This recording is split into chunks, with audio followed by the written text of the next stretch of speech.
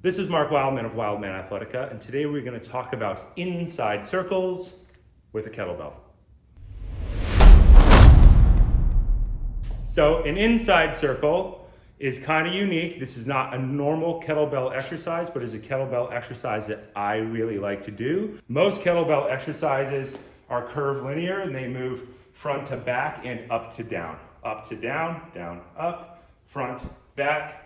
They move in this plane of motion. An inside circle moves in this side plane of motion. So we are going to rotate our body, rotate across, swing to the other side, pull our elbow in, catch all the way up, rotate back to center. This is originally a heavy club swinging exercise. All the kettlebell guys who started doing this got this move from heavy club swinging. It's not in any of the traditional forms of kettlebells. It is now in kettlebell forms that you see becoming more and more popular. But be careful with this one, and I'm gonna tell you why. A kettlebell is really wide, a club is very narrow. So if you are off in this movement, you will hit yourself in the leg with a big heavy kettlebell weight, and it will knock you off your feet and you will fall down. Everybody will laugh at you and you will be very much in pain. Do not do that. The point of this is that it has to be a full 180 degrees. When you rotate and you push your hand out, you should be, let's call this 0, we'll call this 90 degrees. What we don't want is to be at 75 degrees and push our hand out and swing our hand back directly into our leg, which is very, very much bad. And I have actually seen people do this. It's really awful. Don't do it. Our points of contact, web in the upper corner of the kettlebell, verticalize the forearm. From here, we are going to rotate, sit into our back leg. Your feet do not move.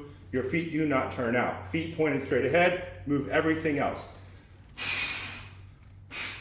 When we do this, we are doing 90 degrees off our center, rotating 180 degrees, and then pulling the weight all the way back in.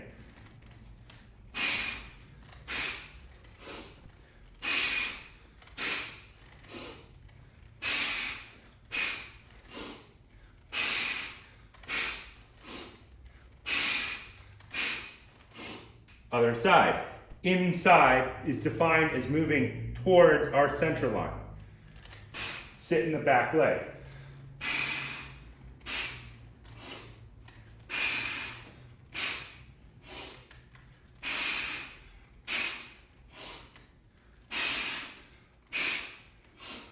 Athletes will see the immediate benefit of this exercise.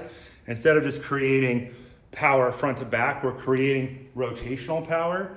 For those of you who are martial artists, you are going to recognize this instantly as the direct movement patterns of a cross. The good thing about doing this with kettlebells and clubs is if you're doing it wrong and your elbow is flared out, the weight will let you know that you're doing it very, very wrong very, very quickly, because it will hurt, it will suck, or it just won't work. The points are the same as we do with clubs.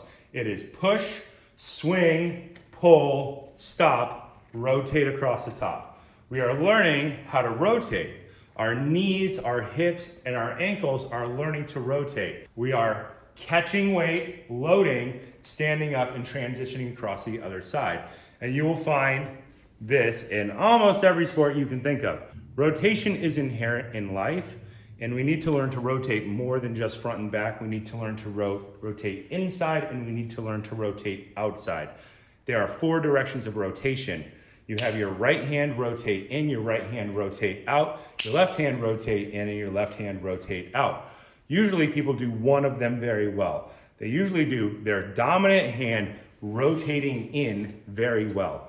So we're going to use these exercises to make sure that we're balancing our body to rotate in all 4 of those directions equally. The more balanced your body is, the better you rotate, the less likely you are to have very specific types of rotational injuries. This has been Mark Wildman of Wildman Athletica.